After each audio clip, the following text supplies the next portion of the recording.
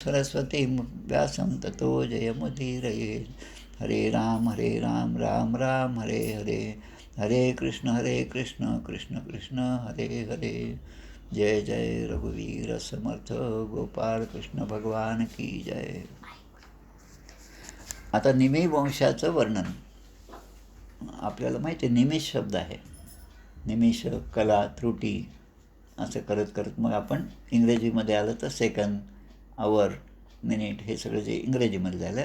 पण आपल्या दृष्टीने जवळपास 25 नावं आहेत कालमापनाचे. त्यामध्ये निमिषभर म्हणजे अगदी एक क्षणभर तरी थांब असं आपण जसं म्हणतो तसं या निमीचा वंशाचं वर्णन आहे. आणि हा निमी राजा आजही सूक्ष्म शरीराने प्रत्येक जीवाच्या ठिकाणी जिवंत आहे आणि तो आपल्याला अनुभवता येतो. हे आपलं खूप मोठं काय म्हणतात सौभाग्यच आहे. पण त्याची आपल्याला ओळख नसल्यामुळे त्याचं असणं हे आपल्याला तसं जाणवत नाही. ज्यांनी भागवताचं श्रवण केलं असेल त्यांना मात्र हे सहजपणे जाणवतं. त्या निमिराजाच्या वंशाचं वर्णन या 13व्या अध्यायामध्ये केलेलं आहे. शुकदेव सांगत आहेत, निमिर इक्ष्वाकु तनयो वसिष्ठं वृत त्वर्जिम आरंभ्य सत्रम सोप्याह शक्रेण प्राग वृतोस्मी भो हो. इक्ष्वाकूचा पुत्र असणारा निमी. आता याने काय केलं निमिराजाने की एक यज्ञ प्रारंभ केला आणि महर्षी वसिष्ठांना त्या ठिकाणी प्रमुख ऋत्विज होण्यासाठी आमंत्रित केले. आता आपण आपल्या घरी एखादं कार्य आहे, लग्न आहे, मुंज आहे, तर गुरुजींना आपण सांगतो, ते तारीख काढतो, सगळं काढतो आणि मग त्यांना ते ठरवतं की तुम्ही या गुरुजी सगळं त्या विधी संपन्न करण्यासाठी. मग ते आपल्याला सांगतात की बा ही तारीख किंवा ही तिथी मला काही जमत नाही, माझ्याऐवजी मग दुसरं कोणी तुम्ही पहा. पण असं न म्हणतात ते म्हणतात ठीक आहे मी, पण मला दुसरीकडे आमंत्रित केल्यामुळे तुम्ही थोडं वाट पहा, पण मी नक्की येईल, पण नंतर येईल असं ते जसं सांगतात तसं या ठिकाणी झालं. तेव्हा वसिष्ठ म्हणाले की राजा, इंद्राने आपल्या यज्ञासाठी मला अगोदरच आमंत्रित केलेलं आहे. म्हणजे अपॉइंटमेंट अगोदरच झालेली आहे, अगोदर ठरलेलं आहे दुसरीकडे जायचं. म्हणून वसिष्ठ ऋषी या निमी राजाला सांगतात आणि ते म्हणतात मग तम निर्वत्या गमिष्यामी तावन माम प्रतिपालय. तो यज्ञ मी पुरा करेपर्यंत, तो झाला की मी लगेच तुझ्याकडे येईल, तोपर्यंत मात्र तू माझी वाट पहा, असं स्पष्टपणे त्यांनी सांगितलेलं आहे. आता याने जो मुहूर्त काढला होता त्या मुहूर्ताची वाट पाहत बसणं हेच निमीच्या हातामध्ये होतं. आता निमी पुढे आणि वसिष्ठ मुनी जे आहे तो इंद्राचा जसा यज्ञ होता तो करण्यासाठी वसिष्ठ मुनी त्या यज्ञाकडे निघून गेले. निमिश्चलम इदम विद्वान सत्रमार भतात्मवान. म्हणजे या निमी राजाने विचारवान होता, हुशार होता. त्याने विचार केला की आता वसिष्ठ ऋषी येतील आणि मग आपल्याकडचा यज्ञ होईल, पण तोपर्यंत मी जिवंत राहील की नाही. क्षणभंगूर हे जीवन आहे, त्यामुळे हा यज्ञ माझ्या हातून होणार की नाही अशी परिस्थिती असताना जीवाने परमकल्याणासाठी सत्कर्माचा जो विचार मनामध्ये आला तो विचार आल्याबरोबर त्याची कृतीसुद्धा केली पाहिजे. मनामध्ये खूप गोष्टी येतात आणि आपण त्या गोष्टी आल्याबरोबर आता विचार करायचे आणि कृती करायची जेव्हा वेळ येते तेव्हा मात्र आपण मागे पुढे पाहतो, जाऊ द्या आता नाही जमलं, पुढच्या वेळेस पाहू, पुढच्या आठवड्यात पाहू, आणि असं करतो. आणि मग वर्षानुवर्ष पंढरपूरला आमचं जाणंच होत नाही, सज्जनगडावर आमचं जाणंच होत नाही असं आपण म्हणतो. पण या राजाने जीवन क्षणभंगूर आहे, आपण आपलं चिरकाळ टिकणार आहोत हे लक्षात घेऊन असे कित्येक वर्ष निघून गेले. पण निमी राजा म्हणतो की जीवन क्षणभंगूर आहे, त्यामुळे वसिष्ठ ऋषी येण्याच्या अगोदरच मला आता या यज्ञासाठी कोणाला तरी ऋत्विज होण्यासाठी आमंत्रण दिलं पाहिजे. असं इथपर्यंत झालं. आता पुढे यज्ञ झाला इंद्राकडचा आणि वसिष्ठ ऋषी परत आले आणि त्यांनी पाहिलं की या निमीने यज्ञ प्रारंभ केलेला आहे. समर्थ आपल्याला सांगतो, बोलीला बोल विसरू नये, प्रसंगी सामर्थ्य चुकू नये. की एक शब्द दिला आपण. वसिष्ठ ऋषी बरोबर तिकडचा यज्ञ संपल्यावर इकडे आले आणि त्याने पाहिलं तर त्यांना आश्चर्य वाटलं आणि राग पण आला. अशपथ पतदात देहो निमे पंडित मानिनहा. जेव्हा वसिष्ठ परत आले आणि निमीने यज्ञाला तो प्रारंभ केलेला आहे हे त्याने पाहिलं आणि अर्थातच त्यांना तो राग आला आणि त्याने शाप दिला. अशपथ पतदात देहो.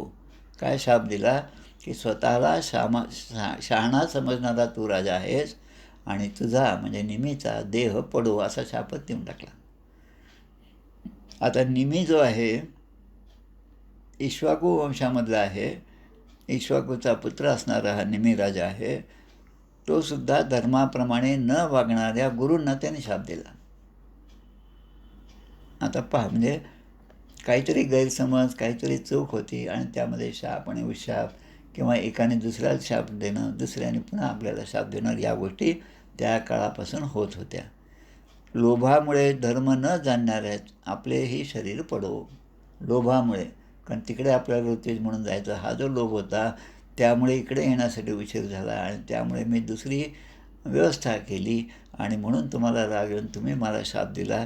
तर तुमचा पण या लोभामुळे धर्म न जाणणाऱ्या आपलेही शरीर पडो. आता दोघांनीही एक दुसऱ्यांना शाप दिला. असे म्हणून आत्मविद्येत निपुण असणाऱ्या निमीने आपल्या शरीराचा त्याग केला. आता इकडे निमीने शरीराचा त्याग केला, पण इकडे आमच्या पणजोबा वसिष्ठाने, आता यांचे पणजोबा कोण? वसिष्ठ, आपल्या शरीराचा त्याग करून मित्रावरुणाच्या पोटी उर्वशीपासून जन्म घेतला. आता पुढे दिलेलं आहे की श्रेष्ठ मुनींनी निमिराजाचं शरीर जो होतं, निमिराजा आता गतप्राण झालेले आहेत, पण त्यांचं शरीर जे होतं ते सुगंधी वस्तूमध्ये ठेवलं. आता जे आपण तिकडे परदेशातलं ममी वगैरे हे सगळं पाहतो, सेंट झेवियरचं प्रेत आहे ते गोव्यामध्ये ठेवलेलं आहे, ते काही रसायनामध्ये वगैरे ठेवून ते मेंटेन केलेलं असतं. आणि आपल्या धर्मामध्ये सुद्धा अंगराजाचं जे चरित्र आहे, अंगानंतर वेन झाला आणि वेन हा दुष्ट होता आणि त्या ऋषीमुनी आणि वेनाची आई यांच्या संगनमताने वेनाचं शरीर, वेन मृत झाल्यानंतर एका द्रोणीमध्ये म्हणजे त्या काय म्हणतो आपण तेलामध्ये ते ठेवण्यात आलं आणि नंतर त्याचं मंथन करून पृथ्वीराजा हा जन्माला आलेला आहे, पृथ्वी आणि अर्ची. तसं या ठिकाणी हे शरीर सुगंधी द्रव्यामध्ये ठेवण्यात आलं आणि जेव्हा यज्ञ समाप्त झाला, आपल्या अनेक संतांच्या चरित्रामध्ये सुद्धा आता कथाप्रसंग येतो. घरामध्ये एखादं पुण्यकर्म चालू आहे, चांगलं कर्म चालू आहे, त्यावेळेस घरामध्ये कोणाचा तरी मृत्यू झाला ही गोष्ट इतरांना न सांगता ते प्रेत घरामध्ये तसंच ठेवलं. तो कार्यभाग पूर्ण झाल्यानंतर मग ही गोष्ट लोकांना सांगितली. असे भाग 1-2 चरित्रामध्ये मी वाचलेले आहेत. तेव्हा त्या राजाने निमी राजाच्यासाठी त्यांच्या शरीराचं जेव्हा त्याने पाहिलं तेव्हा ते म्हणतात की त्या ठिकाणी आलेल्या ज्या देवता होत्या त्यांना त्याने प्रार्थना केली. काय? राज्ञो जीवतु देहोयम प्रसन्नाः प्रभो यदी.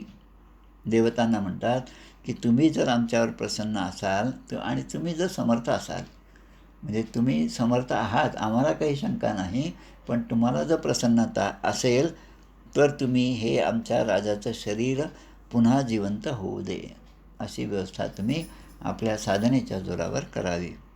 तेव्हा देवता म्हणाल्या तथास्तु तथेत्युक्ते निमिप्राह मा भून्मे देह बंधनम.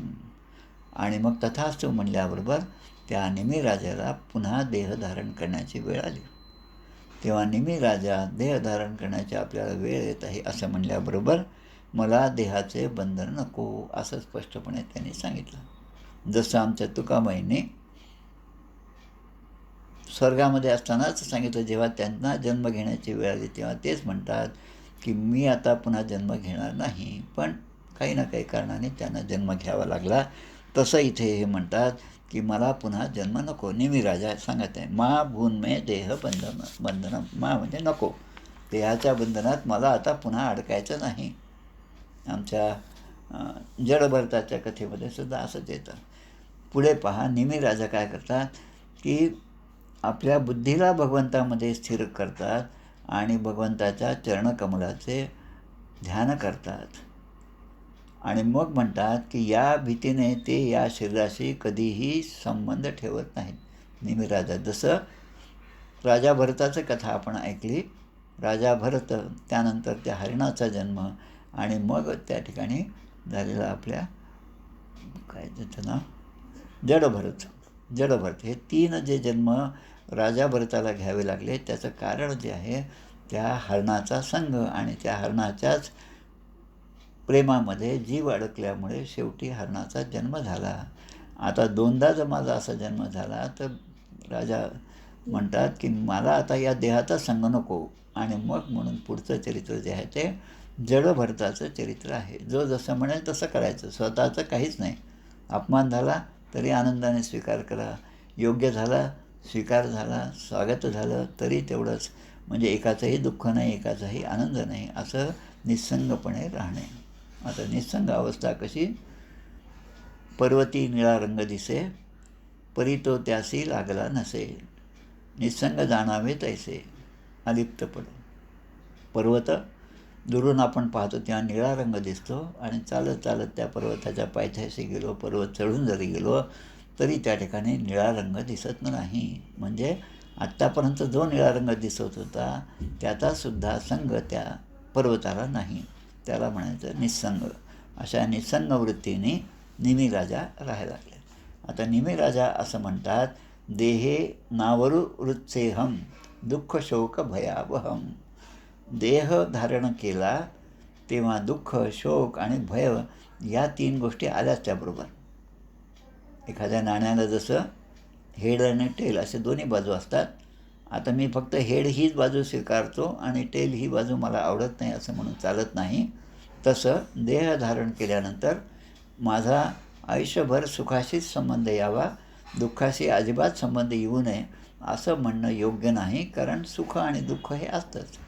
एखादी म्हणजे आवडणारी गोष्ट जरी जमिनीवर पडलेली उचलून घेतली तर त्याबरोबर इतर मातीचे कणसुद्धा त्याला लागून जसे येतात, तसं सुख आणि दुःख याचासुद्धा स्वीकार माणसाला करावाच लागतात. आणि म्हणून ते म्हणतात मी शरीरच धारण करणार नाही. आता शरीर न धारण करणं, जसं आता इथे उदाहरण दिलेलं आहे की जसा पाण्यामध्ये मासा हा आयुष्यभर पाण्यामध्ये राहतो, पाण्यामध्ये त्याचा जन्म आहे, आणि जिथे पाणी नाही तिथे तो मृत्यूला पण कारणीभूत होतं. पाणी नाही म्हणून मृत्यू, पाणी आहे म्हणून जीवन आहे, आणि मृत्यू येण्याची शक्यता पण आहे. पण शरीरालासुद्धा सगळीकडूनच मृत्यू घेरलेला असतो. तुम्ही कितीही प्रयत्न करा, मृत्यू हा काही आपल्याला सोडून जाऊ शकत नाही. आपण मृत्यूला सोडून जाऊ शकत नाही. मृत्यूच्या आहारी प्रत्येकाला जावंच लागतं. जातस्य ध्रुवो मृत्यूर ध्रुवो जन्म मृतस्य च, गीतेमध्ये दिलं. जातस्य ध्रुवो मृत्यू. जातस्य म्हणजे जो जन्माला येतो, उपदेते नाशे नाशे ते पुनरपी दिसे, हे घटिका यंत्र जैसे, ज्ञानेश्वरीमध्ये सांगितलं. तसं जे जन्माला आलं त्याचा नाश होणारच आहे. म्हणजे स्वयंभू आहे, जे आपोआप निर्माण झालं आहे त्याचा नाश नाही. आणि स्वयंभू फक्त एकच आहे, ते म्हणजे स्वतः भगवंत आहेत. म्हणून निमी राजा, आता देव म्हणतात निमी राजाला, निमी राजा शरीराशिवाय प्राण्यांच्या डोळ्यामध्ये तू आपल्या इच्छेनुसार राहू शकतोस. आता त्याला देह नको होता. आता देह नको तर मी कसं राहू? मला पाहायची इच्छा आहे, पण मी कसा पाहू? मग जे जीव आहेत, जे दृश्य गोष्टींकडे पाहतात, ते पाहणं त्यांच्या डोळ्याच्या इंद्रियाने होतं. आणि मग त्या डोळ्याच्या इंद्रियामध्ये राहणारा जी पापणी आहे, त्या निमी राजा जो आहे त्याने त्यामध्ये प्रवेश केला, आणि तेथे राहून सूक्ष्म शरीराने त्याने भगवंताचे चिंतन केले. म्हणजे कसं? आता समोर भगवंत आहेत, आमचे रामकृष्ण परमहंस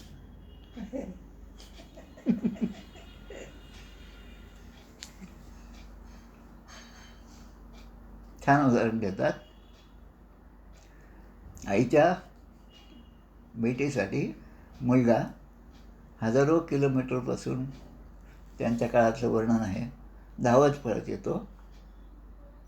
आता समोर आई दिसली तेव्हा आईच्या समोर तो डोळे मिटून बसेल का डोळे उघडे ठेवून बसेल, असा प्रश्न रामकृष्ण परमहंस म्हणतात.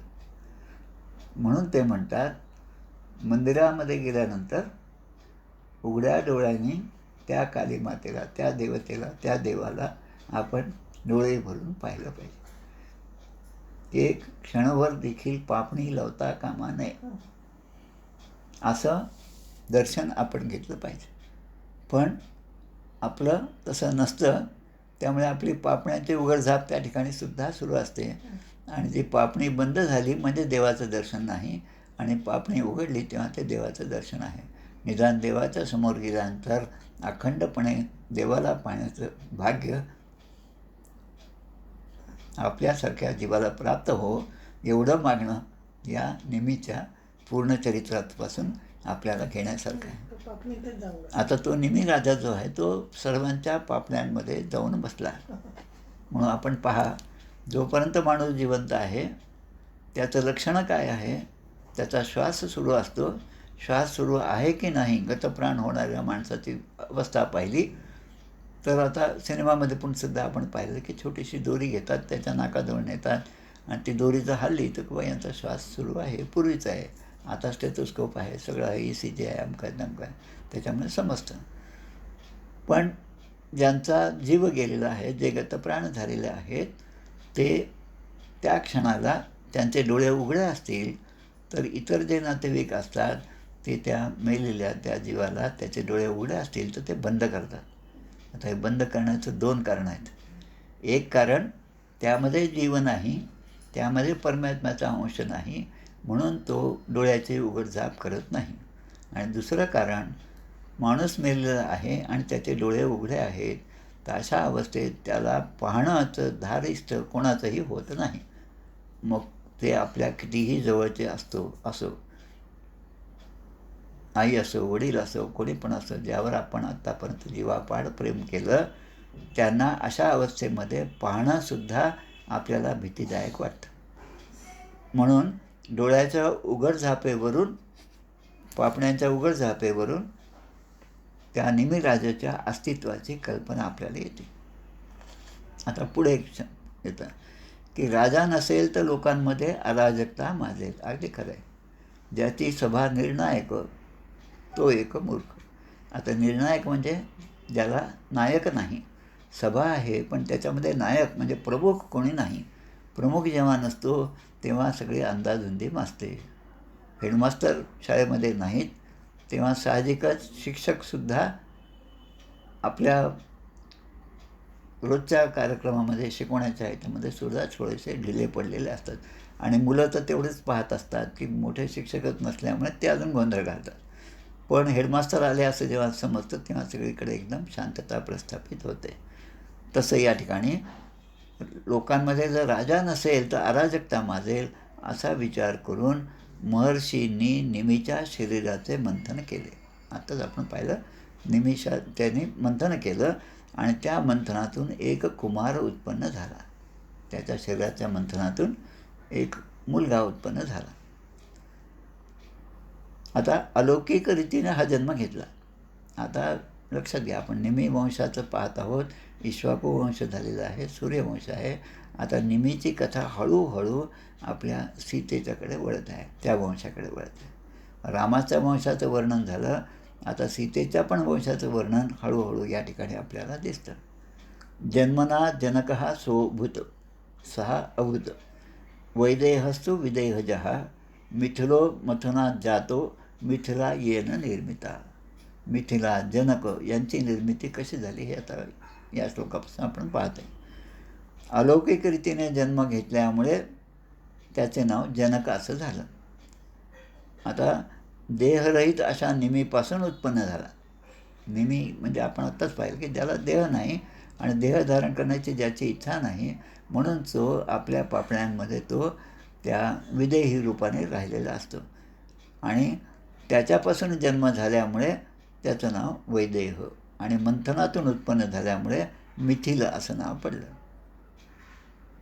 मिथिलो मथनात जातो. मथनात जातो म्हणजे मथन जातो म्हणजे जन्म. मथनानंतर ज्याचा जन्म झाला ती मिथिला, आणि मिथिला येणं निर्मिता अशी मिथिला नगरी, आणि त्याचा राजा म्हणजे जनक राजाचा जन्म झाला. आता जनकाचं पण वंश पूर्णपणे दिलेला आहे की जनकाच्या वंशामध्ये जनकाचा उदावसूचा नंदीवर्धन, नंदीवर्धनाचा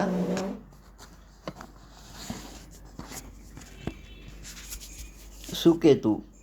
सुकेतूचा पुत्र जो आहे त्याचं नाव आहे देवरात.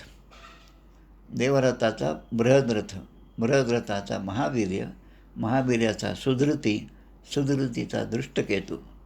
आपण पाहतो दृष्टकेतूचे किताना काशीराजश्च पूर्वान पुरुजित कुंतीभोजश्च शैब्यश्च नरपुंग वहा.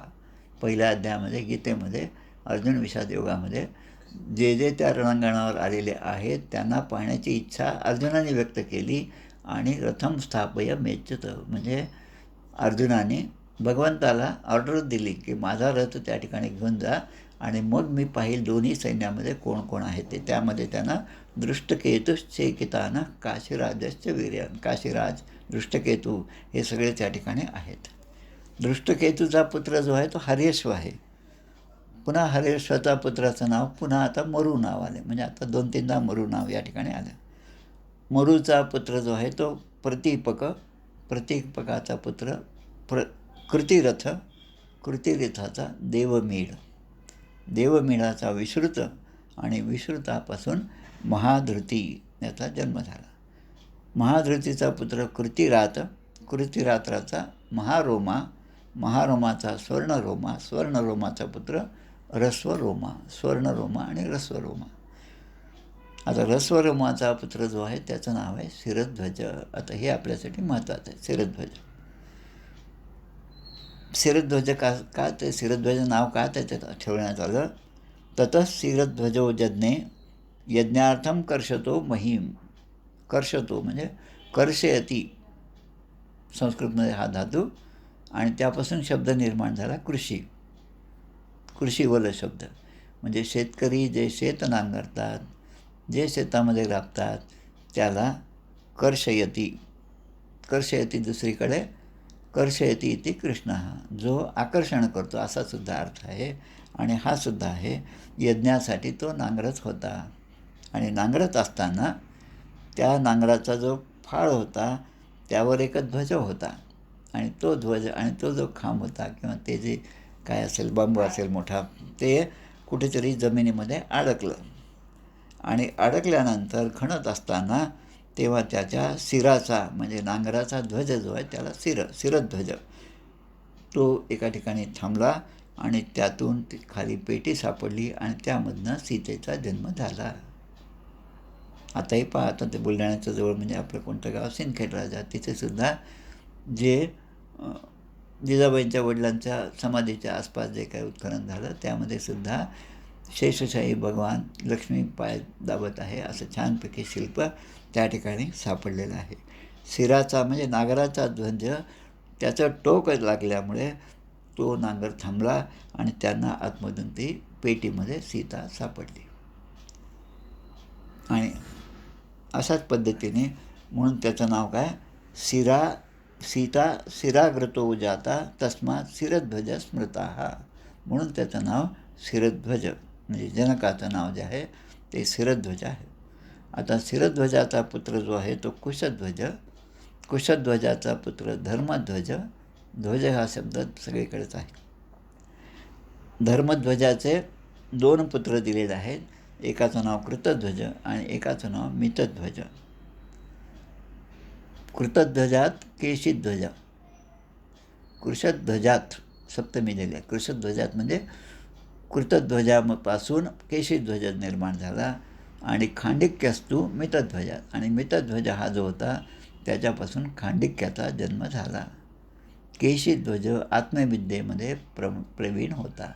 हा कृतध्वजाचा पुत्र असणारा केशीध्वज हा आत्मविद्येमध्ये प्रवीण होता. आणि खांडिक्य जो होता त्याबद्दल दिले, खांडिक्याचा हा कर्मकांड करणारा होता. खांडिक्य कर्मतत्त्वज्ञ, कर्मकांडामध्ये तो प्रवीण होता आणि कुठलंही कर्म करत असताना ते भगवत प्रेरणेने करणं आणि ते माझ्यावरची जबाबदारी आहे आणि म्हणून चांगल्यात चांगलं कर्म माझ्याकडून झालं पाहिजे यासाठी तो अत्यंत दक्ष असणारा हा खांडिक्य आहे. आता त्या खांडिक्याचा म्हणजे केशीध्वज जो आहे तो तर त्याचा भाऊच आहे, चुलत भाऊ आहे, पण त्या केशीध्वजाला भिवून तो पळून गेला. आणि केशध्वजाचा पुत्र जो आहे तो भानुमान आणि भानुमानाचा पुत्र हा शतद्युम्न. पुढे शतद्युम्नापासून शुची, शुचीपासून सनद्वाज, सनद्वाजापासून ऊर्ध्वकेतूपासून अज, अजापासून पुरुजित. पहा ही नावं सगळे आहेत बरं का गीतेमध्ये. पुरुजित कुंती भोजश्च शैब्यश्च नरपुंगवः. पुरुजितापासून अरिष्टनेमी. अरिष्टनामी हे सुद्धा नाव आपल्या मला वाटतं विष्णू सहस्रनामामध्ये येतं. कारणेमी निहावीर अरिष्टनेमी. अरिष्टनेमी याचा अर्थ काय? नेमी म्हणजे काय? चक्र जे आहे त्या चक्राच्या सेंटरपासून त्याच्या परिघापर्यंत, ज्याला आपण सायकलीचे स्पोक म्हणतो, ते अरिष्टनेमी. आणि अरिष्टनेमीपासून श्रुतायू, श्रुतयापासून सुपार्श्वकाचा पुत्र हा चित्ररथ झाला. आणि चित्ररथापासून मिथिलाधिपती क्षेमधीचा जन्म झाला. खूप मोठं सगळं वंशच आहे. आज सगळं पूर्ण तेच आहे. नुसते नावच ऐकायचं आपल्याला, म्हणजे काय म्हणतं वारसच करायचं. 100-200 तरी नावं आत्तापर्यंत झाली असतील या 2 अध्यायामध्ये. या क्षमधीपासून समर्थ झाला, समर्थापासून सत्यरथ, सत्यरथापासून उपगुरू आणि उपगुरूपासून उपगुप्त नावाचा पुत्र झाला. आता जसा आधीचा पुत्र हा अग्नीचा वंश होता, एक सूर्याचा वंश होता, तसा हा उपगुप्त नावाचा जो पुत्र झाला हा सुद्धा अग्नीचा वंश होता. पुढे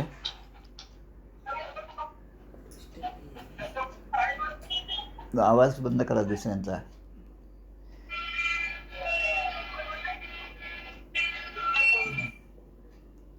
उपगुप्ताचा वस्वनंत, वस्वनंताचा युयुधाचा सुभाषण, सुभाषणाचा श्रुत, श्रुताचा जय, जयाचा विजय आणि विजयाचा ऋत नावाचा पुत्र झाला. ऋतापासून शुनक, शुनकाचा वितहव्य, वितहव्याचा धृती आणि धृतीचा बहुलाश्व, बहुलाश्वाचा कृती आणि कृतीचा महावशी. अशी सगळी वंशावळी या ठिकाणी दिली. म्हणजे दोन्हीकडचे सूर्यवंशाची दिली, इक्ष्वाकू वंशाची दिली, निमी वंशाची दिली आणि जनकाच्या वंशाची म्हणजे मिथिला यांचेच. म्हणून मिथिला वंशाचे जे राजा आहेत त्यांना मैथिल राजे असे म्हणतात. आणि म्हणून मिथिला नगरी, मैथिली हे नाव सीतेचं जे आहे ते त्या कारणाने आहे. आणि ते सर्व मैथिली म्हणवणारे जे राजे आहेत ते आत्मज्ञानाने संपन्न आणि गृहस्थाश्रमी असूनसुद्धा सुखदुःख द्वंद्वापासून ते मुक्त होते. जनक राजा जसं विदेही आहे असं म्हणतात, तेव्हा ते जनक राजा कसे विधेय आहेत याबद्दलसुद्धा कथा आहेत तसं. आणि या सगळ्यांवर भगवंताचीच कृपा होती. आणि भगवंताची कृपा असल्याशिवाय जनक राजाची मुलगी असणारी ही जानकी जी आहे ती सीतेशी तिचा विवाह झाला, रामाशी, सीतेचा विवाह रामाशी झाला. हे जे आहे ते असं काहीतरी योग असल्याशिवाय, काहीतरी पूर्वपुण्याई असल्याशिवाय त्या घरामध्ये आपला जन्म होत नसतो. काल परवा आपण जसं पाहिलं, आमच्या अक्का, आमच्या कौस्तुभ महाराजांच्या आई, त्या ज्या रामदासी संप्रदायामध्ये आल्या, वेणाबाईंच्या घराण्यामध्ये त्या सून म्हणून आल्या, त्यांचं पूर्वपुण्य जे आहे ते सुद्धा आपण पाहिलं. प्रत्यक्ष चोंडे महाराज यांचे पुत्र असणारे रघुनाथ महाराज आणि त्यांच्या भगिनी असणाऱ्या त्या उर्मिला आजींच्या मुलगी असणाऱ्या त्या आमच्या अक्का होत्या. म्हणजे असं पूर्वपुण्याई असेल तेव्हाच ते गुण जुळतात आणि त्या घरामध्ये आपला प्रवेश होतो. हे जेवढं सत्य आहे, आता त्याचा उलट भागसुद्धा असतो की पूर्व हिशेबाचा ताळा करण्यासाठी, तो हिशेब पूर्ण करण्यासाठी हा वेनासारखा पुत्र अंगराजाच्या पोटीसुद्धा जन्म घेतो. वेनराजा जेवढा प्रसिद्ध होता, अंगराजा जेवढा प्रसिद्ध होता, तेवढाच वेनराजा हा दुष्ट होता. म्हणजे तो सुद्धा काहीतरी पूर्वजन्माचा हिशेब चुकवण्यासाठी अशा पवित्र अशा वडिलांच्या ठिकाणी जन्म घेतो. कारण ते आपण म्हणतो काय आमचाच मुलगा आमचा ऐकत नाही असं जेव्हा आपण म्हणतो, तेव्हा काहीतरी जुनं जे वैर असतं ते होण्यासाठी तो मुलाचा जन्म होता. आता एक सिरियल चालू आहे, काहीतरी नाव आहे त्याचं, ते तशाच पद्धतीचं आहे. बा काय त्याचं नाव, लकी, लकी नावाचं आहे बाई कोणतरी. हां, तर ते त्याच्यामध्ये सुद्धा लकीचं जे आहे ते सुद्धा त्या आईवडिलांच्या पोटी, सच्छील अशा आईवडिलांच्या पोटी असा पुत्रसुद्धा जन्मायचा. म्हणजे ह्या दोन्ही गोष्टी असतात आणि त्यामुळे आपली पुढची पिढी जी आहे ती चांगली निघावी यासाठी आपण हे सगळं अनुष्ठान, हे सत्कर्म, हे देवपूजा, हे नामस्मरण हे जसं जसं करू तसं तसं आपल्या पुढची येणारी पिढी ही सुसंस्कार संपन्न होणार आहे. आणि नाही झाली तर मात्र आपणच आत्महत्याला म्हणल्यासारखं आपलं जीवन होणार आहे. आणि म्हणून भगवंताचं नामस्मरण, भगवंताच्या लीलांचं वर्णन, त्याचं श्रवण हे अखंड आपल्याकडून घडलं पाहिजे असं सांगणारा हा अध्याय या ठिकाणी समाप्त होतो. इथे श्रीमद्भागवते महापुराणे पारमहंस्यां संहितायां नवमस्कंधे निमिवंशानुवर्णनं नाम त्रयोदशोऽध्यायः. श्रीकृष्णार्पणमस्तु. आरती म्हणूया.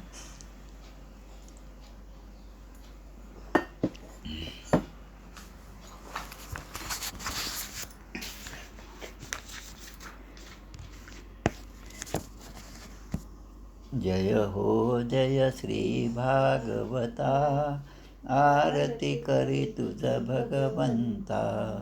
जय हो जय श्री भागवता, आरती करी तुझ भगवंता. श्री शुकमुनीने परमभक्तीने नाना परीने गायले जा हरिचरिता. आरती करी तुझ भगवंता. तरुचे मधुर फळ स्वादुरसे सोज्वळ. आत्मा राम मुनी अचळ, सेवुनी करीती जन सफळ. महापर्वणी आदी अवनी, की अगहरणी भवजलतरणी. ती पतिता आरती करी तुझ भगवंता. येथे व्यासांची वाणी, सार्थक हरिगुण गावोनी. शास्त्र पुराणी मुकुटमणी, परम प्रेमामृत जननी. सहज सेविता भाविक भक्ता, उदारदाता मोक्ष तत्वता देहाता. आरती करी तुझ भगवंता. गमते जणू मानस तीर्थ, द्वादश सोपाने युक्त. निर्मल भक्ती जले भरित, विहरे हरिहंस तिथेथ. श्लोक सुकुमले संत अलिकुले, सेवुनी रमले भान विसरले. रस पिता आरती करी तुझ भगवंता. अपार महिमा ग्रंथाचा, वदवेना कोणासाचा. मेवा कविवर संताचा, प्राणची कीर्तनकाराचा. जणू बोधाचा स्वयंप्रभेचा, द्वादश कळीचा रवी अंतरीचा. तमहर्ता आरती करी तुझ भगवंता. ग्रंथ नव्हे हा श्रीकृष्ण, गीते वेधी मन पूर्ण. अनन्य होता या शरण, खचित टळे जन्म मरण. त्रिताप जाती चिरये शांती, नाथी वदती रामपदी ठेवी माता. आरती करी तुझ भगवंता. जय हो जय श्री भागवता, आरती करी तुझ भगवंता. गोपाल कृष्ण भगवान की जय. जय जय रघुवीर समर्थ.